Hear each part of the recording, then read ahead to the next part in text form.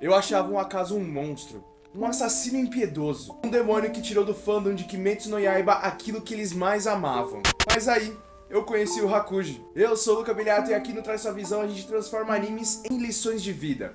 Aqui no canal eu trago um pouco das minhas reflexões em relação a personagens, a obras e aos animes que eu gosto de assistir. Então vem comigo e traz sua visão também. No começo eu odiava o Akaza.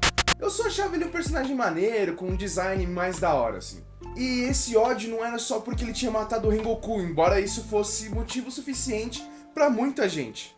É porque ele parecia um personagem vazio, violento demais, cruel demais, só servia pra lutar. Mais um personagem genérico num mundo de personagens assim. Ele não parecia ter nenhum tipo de propósito, mas aí o flashback dele veio e mudou tudo. A gente descobre que antes do Akaza existir, existia um menino chamado Hakuji, ou Hakuji, o que vocês preferirem de pronúncia. Um menino pobre que apanhava na rua e só queria salvar o próprio pai. Um menino que roubava remédio para manter o único familiar dele vivo até ele perder tudo. O pai, que se envergonhou das atitudes do filho, resolveu tirar a própria vida. E isso foi só o começo do inferno pessoal do Hakuji. Sozinho no mundo, o garoto encontra um novo propósito ao encontrar Keizo, o dono de um dojo, ou dojo. De novo, pronúncias, cada um prefere a sua. O mestre das artes marciais o acolhe como um filho. Conhece também a Koyuki, que é a filha do mestre e que aos poucos vai trazendo a cor de volta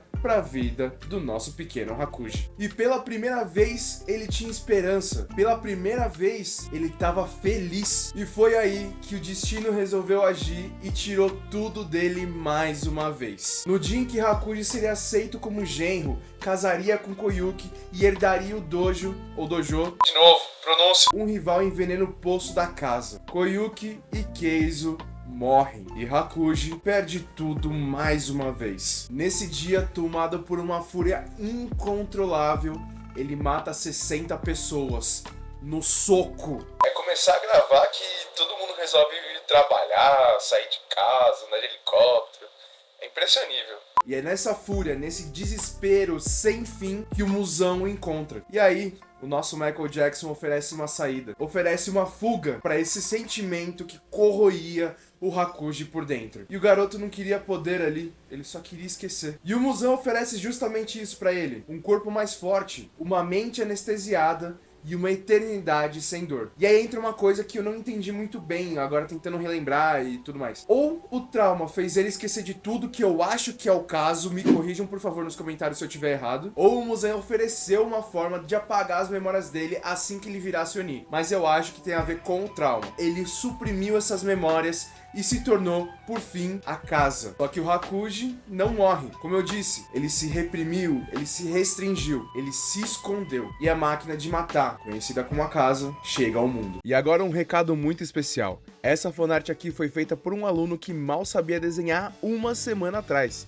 Se você ama anime, mas acha que nunca vai conseguir desenhar seus personagens favoritos, o problema não é talento. É só que ninguém te mostrou o caminho certo ainda. E é exatamente isso que o Método Fanart 4.0 faz. Ele te ensina do zero com passos simples e diretos. E já são mais de 120 mil alunos. Gente comum, como eu e você, que hoje consegue criar artes lindas e até ganhar um dinheiro com elas. Se você sempre quis aprender a desenhar fanarts, essa é a sua chance. As vagas estão abertas por um tempo limitado, então clica no primeiro link aqui da descrição e começa ainda hoje. Você não precisa nascer com dom, só precisa começar. Retornamos! E é por isso que o Akaza é um dos vilões mais trágicos e poéticos de Demon Slayer, ou Kimetsu no Yaiba. Porque quanto mais forte ele ficava, mais distante ele ficava de si mesmo. E pra mim, essa é a parte mais simbólica da luta dele contra o Gyu e o Tanjiro. Porque diferente do Rengoku que tava sozinho, agora o Tanjiro não tava mais. Ele tinha o Gyu, ele tinha a técnica, ele tinha todo o aprendizado. Mas o mais importante, ele tinha uma conexão, algo que o mantinha próximo de si mesmo, algo que mantinha ele próximo às pessoas que ele amava. Ele ainda tinha seus companheiros. Boa parte deles, porque uma parte... O Tanjiro não luta só com a força, ele luta com memória, ele luta com o coração incendiado. Rengoku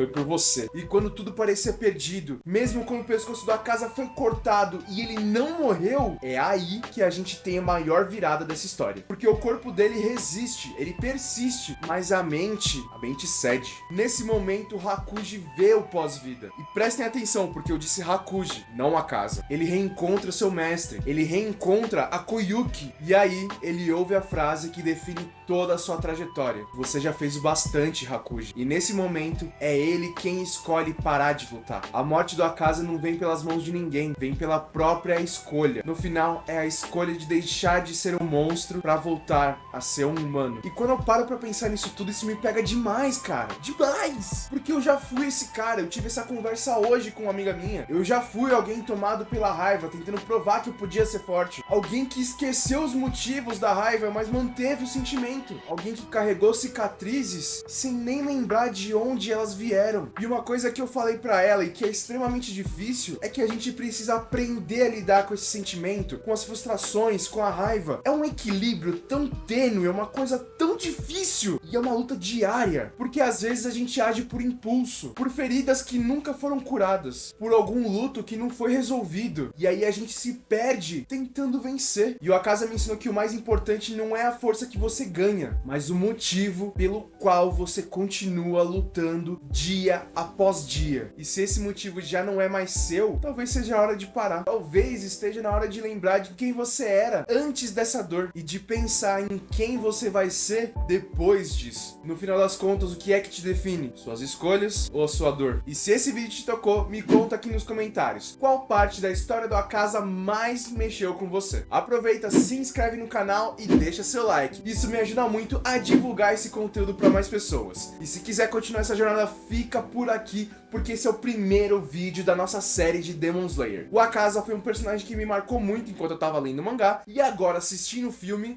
Rapaz, que filme! O filme acabou de sair no cinema, então vai lá assistir e entender essa história que eu acabei de contar aqui. A gente se vê no próximo vídeo, e a meta é o mundo!